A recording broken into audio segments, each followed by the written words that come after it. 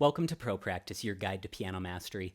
I'm Josh Wright, and today's episode is based on the Chopin Etude in A-flat major, Op.10 No.10. And I'm going to just play a little bit of this in case you're unfamiliar with this. By the way, the last time I performed this was over 16 years ago, so we'll see how this goes.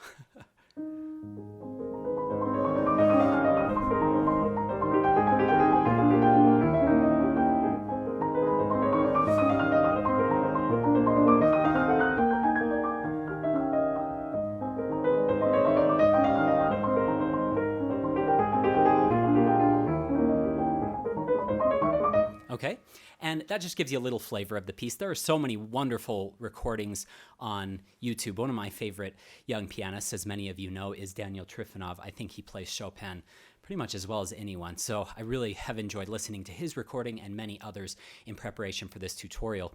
Again, this is something I haven't performed for a long time, and I didn't really like this growing up. This was one of my least favorite etudes, but as I've reacquainted myself for this tutorial, I really am enjoying it a lot more. And I think it was due to some of the recordings I'd listened to and just the personal execution of it. I think it's really easy for this etude to get really heavy and vertical.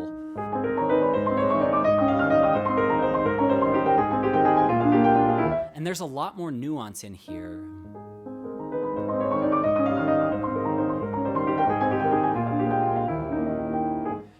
So we will be looking at a lot of different technical exercises to help you with the execution of this piece, but we're also going to be diving into a lot of the rhythmic and textural complexities of this piece. This piece is not just broken chords.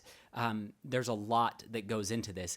And just looking at the way Chopin writes his slurs, we're going to jump into that first today, and looking at all the different textures. So just jumping into this first line, you notice one long slur over these first 8 bars. So very expansive. And then he writes accents there, there, there, there, there, there, there, there. So he's writing them on the weak beats. We are in 12/8 time, which means 12 beats per measure. 8th note gets the beat. So you could count 1, 2, 3, 4, 5, 6, 7, 8, 9, 10, 11, 12. Or you could count to 6 twice. I like that a little better because I don't like saying 11 because it has all those syllables in it. 1, 2, 3, 4, 5, 6, 1, 2, 3, 4, 5, 6 is a little more concise. Or if you want to count a little bit more expansively, you could be thinking 1, 2, 3, 4, 1, 2, 3, 4. Or you could be thinking even more expansively and thinking 1 and 2 and 1 and 2 and. And with the vivace assai, so very lively, I think that is desirable. So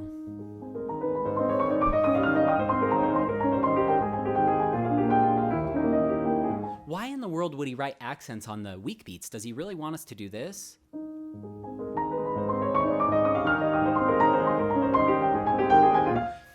I can't speak for Chopin, but having studied his music more than any other composers throughout my life and reading a lot about him, I did some of my lecture recital for my doctorate degree on Chopin's 4 ballades, just diving into his world. Chopin very often writes accents as a means of expression, of some sort of expression, and you as the performer get to interpret that and delve into what he might be denoting by writing these things. For me personally, because of that long expansive slur, maybe you do there, there.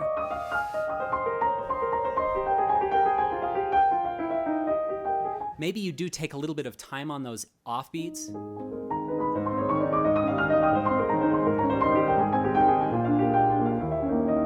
Very slight.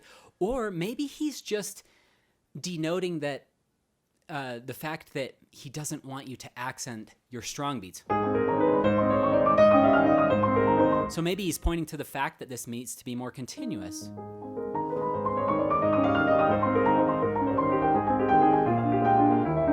Because let's look at what he does down in bar 9.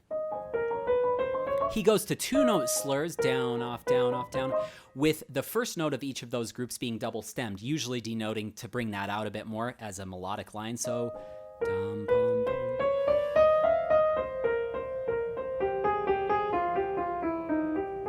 And then he goes to staccatos.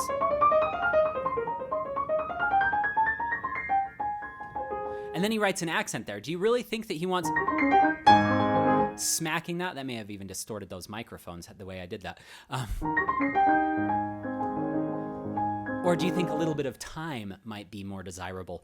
I think that he's definitely denoting some form of nuance with those. So that's the first thing that I want you to think about as we interpret this piece. And let me go ahead and play the first part with those new thoughts in mind.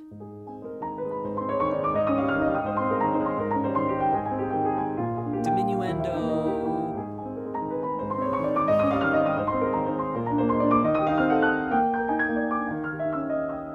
And then bring out this inner line.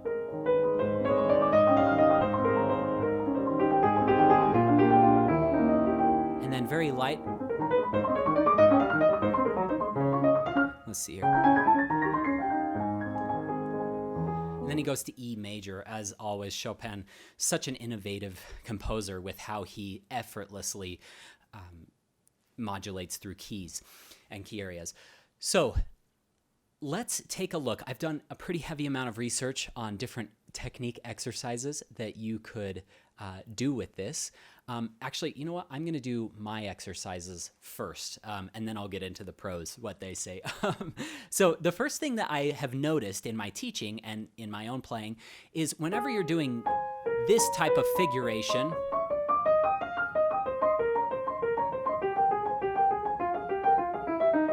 the temptation is to roll the chord, if you want to call this a chord, this interval, just the two-note interval, to roll it the way that your hand tends to rotate. So if you're thinking of going left, right,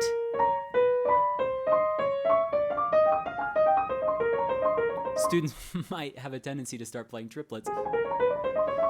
So you want to be careful of that. So if you're starting to do that, a very basic exercise to help correct that is, first of all, just to play the octaves.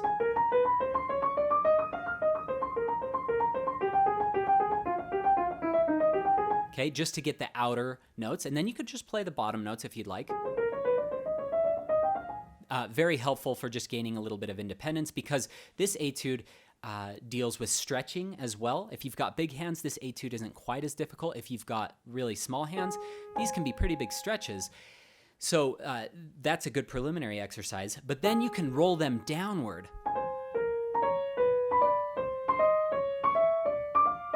And an exercise like this, oh,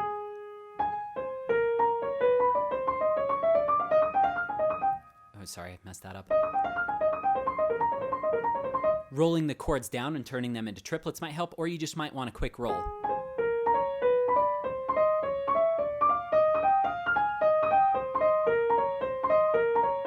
And that can really help. The other thing that might be of great help to you is to plant this note.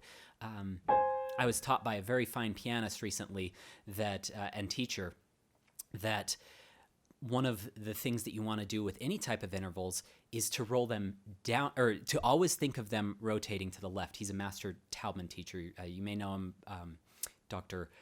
Robert Dorso, and he has helped me personally with thirds. I asked him a lot of questions about those, and we were discussing any type of intervals, and as we were corresponding, he had said, yeah, if you always think of them rotating down to the left, rather than going that way, you'll get a little off balance. So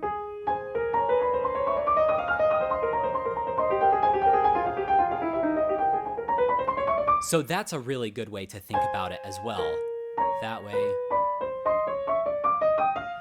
And I would have you apply that piece of knowledge by going here, lifting, to there, to there, to there. This is also something that my first teacher, Susan Duhlmeyer, always said. She always said, think across the bar line. So, of course, or not even across the bar line, but just across the beats. So to there, to there, to there. Of course, we're not thinking in 4 large beats when we do this exercise, but these overlap in a unique way. We're not going 1, 2, 3, 1, 2, 3, 1, 2, 3, 1, 2, 3. That might be a little intense for some students to start with. But if you think of going down, most likely this interval is going to be grounded.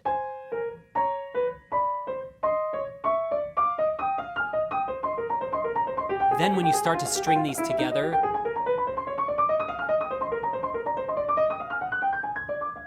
the hand will remain very loose and supple. Okay, getting into some prose here.